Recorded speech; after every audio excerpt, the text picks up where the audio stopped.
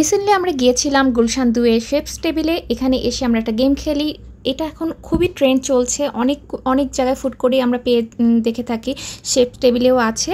তো গুলশান ২ এ যেটা আছে এখানে হলো ১০০ টাকায় ২টা কয়েন দেয় এবং একবার খেলার জন্য ২টা কয়েনই লাগবে।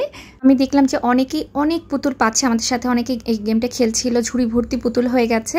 তো আমি হলো মেয়েকে নিয়ে, আমার মেয়ে ছোটো তাই ছোটোদের বুথটাতে আসলাম। এখানে অনেকগুলো কিন্তু এরকম পুতুলের বুথ আছে, অনেক অপশান আছে।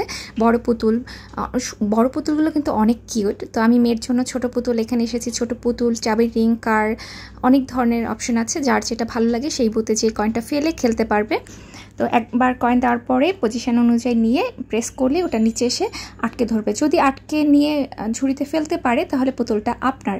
কিন্তু আমরা আনফর্চুনেটলি আমরা 2বার খেললাম। আমরা একবার মামে খেললাম, তারপরে আমার মেয়ে এবং ওর বাবা একসাথে একবার গেম খেললো। পরে আমরা আনফর্চুনেটলি কিছুই পাইনি। যদিও এটা মন খারাপ করার কিছু নেই, এটা একটা গেম, অনেক মজা। আমি বলবো এটা কেউ মিস করা উচিত নয়। শেপস টেবিলে আসলে অবশ্যই ট্রাই করবেন।